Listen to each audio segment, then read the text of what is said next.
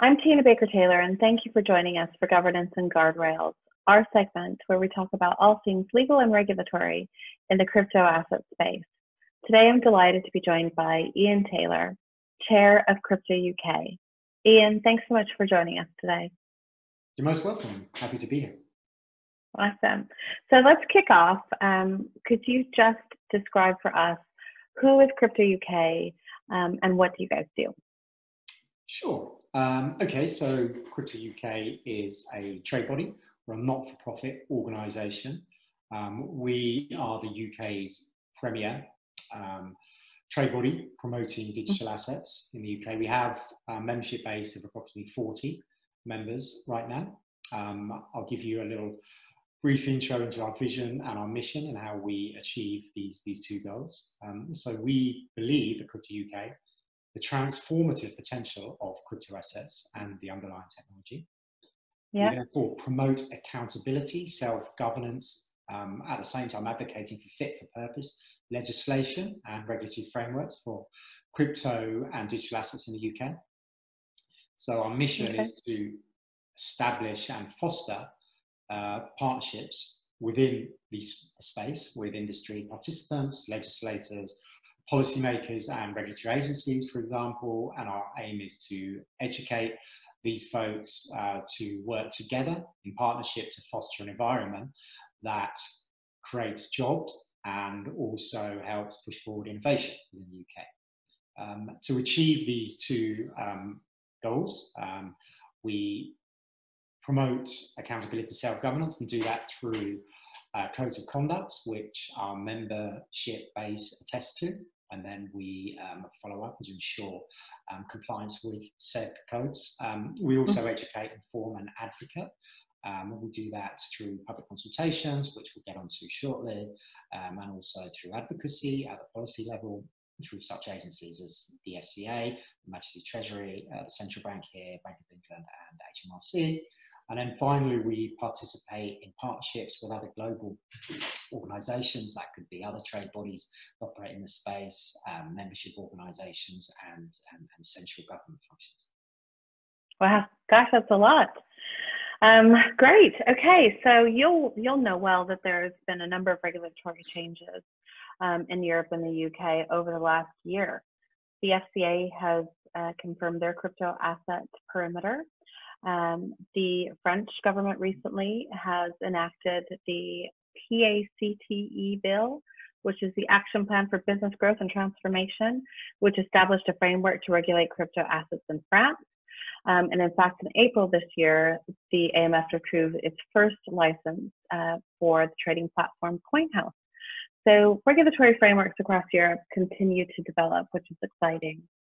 And AMLD5 came into effect in January this year, and it was the first real regional directive that's been applied in Europe for crypto assets. So the European Commission has conducted their own consultation at the beginning of this year, expressing the intent to look at a regional regulatory framework for all of Europe. So let's talk a little bit about that, Ian, because I know you guys were actively involved in responding to that consultation.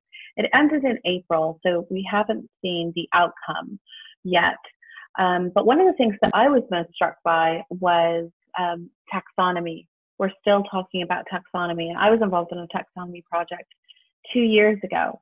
So I know it's an important issue, and but it's interesting that it's still causing policy stagnation. So what is the Commission debating now, and what was your industry response? Yeah, well, firstly, you bring up some very interesting points there. There has been some great work within members of the Eurozone over the last 6 to 12 months, which is great to see. But in the same token, one could also say that we've seen quite a disparate set of rules, regulations, and guidance coming out from members. And hence the reason for this public consultation from the Commission.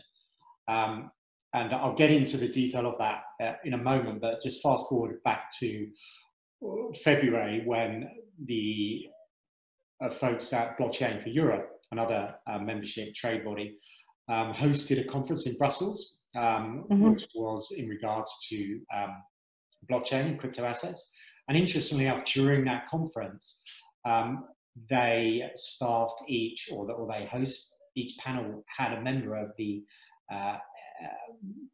European Parliament, an MEP, present, and each MEP took a pretty keen interest in the particular debate. So that was quite positive in my mind to see that. And then, so the deadline for this consultation was April. We, at Crypto UK, formed a working group to address this. We found that it was a pretty comprehensive document. I would say that there were approximately 150 questions, and our response was over 100 pages long.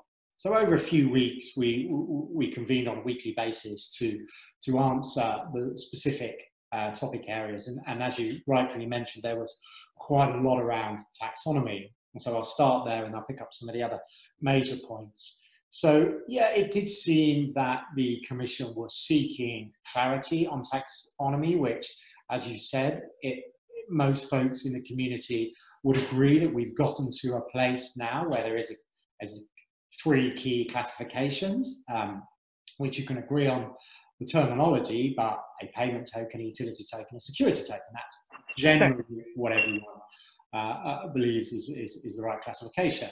But just to sort of highlight where I think that they are in Europe with these different areas within in the zone, coming up with different pieces of work. So from Crypto UK, we were clear on where we stand with the taxonomy.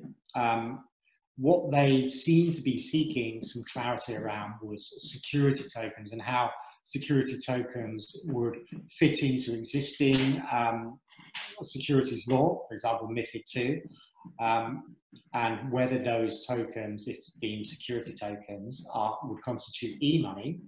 And we believe, as a membership body, crypto assets generally do not naturally fall within existing regulatory perimeters. Therefore, we advocated within this consultation for new classifications to be created, as opposed to potential awkward attempts being made by the folks at the European Parliament to retrofit crypto assets into existing frameworks where a natural fit may not exist. So for us, whatever terminology is used, maybe using digital assets and convertible virtual currencies within the consultation, we broadly believe that making sub-classification based on a particular token's economic purpose and function is more beneficial and more relevant as technology features develop. And I would just also focus with regards to the piece around the taxonomy, and there were a number of questions there. There were questions around hybrid tokens, which one could define as it is, for example, a security token at the beginning, and then over time, as say the network develops, that it becomes a utility token. And we've seen some clarity coming out of the US with the safe harbor idea from the SEC, which we believe is a good thing for the industry, and we would expect to see that hopefully from the European Commission, and that's how we responded to this consultation. Okay. Yeah.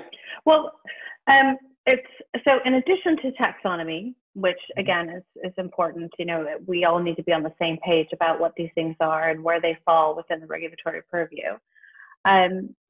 Were there other key relevant issues within that consultation that you thought were pretty significant? And if so, what were they, and how did the industry respond to them?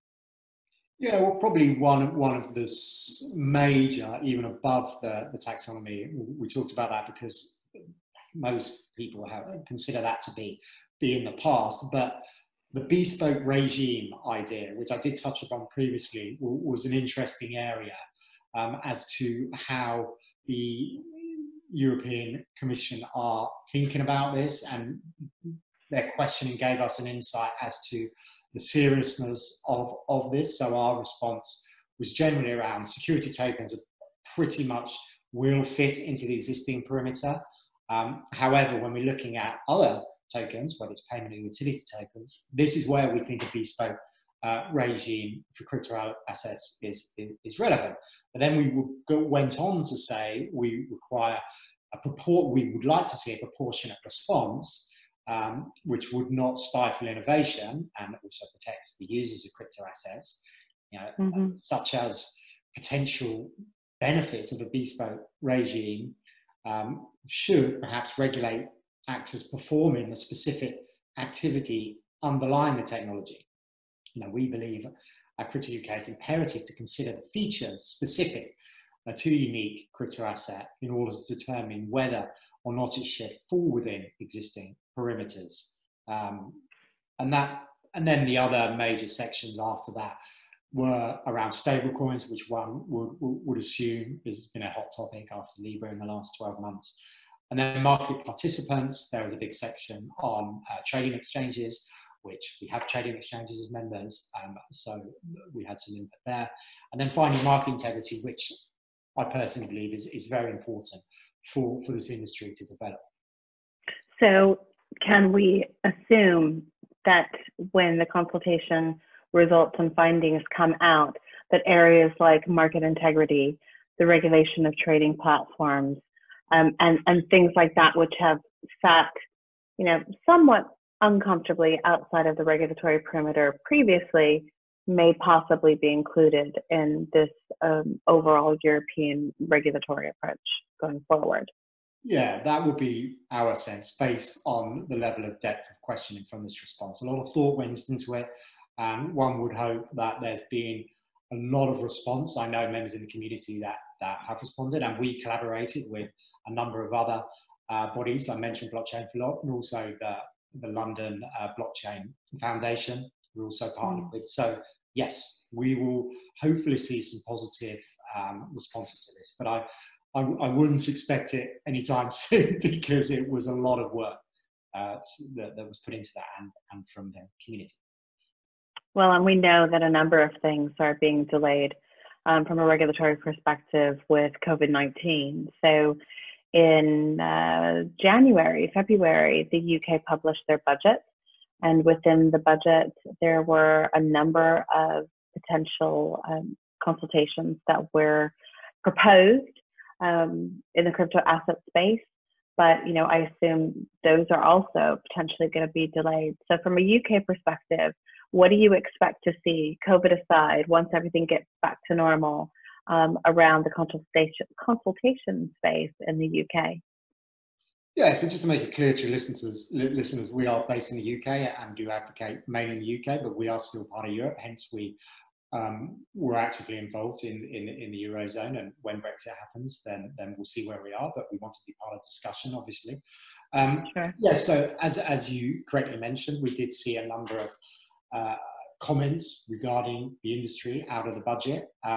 Firstly, let's mention the Bank of England, CBDC consultation, so digital currency for a central bank. That is due in the summer, so middle of June is the deadline. And if folks would want to participate in that, we will.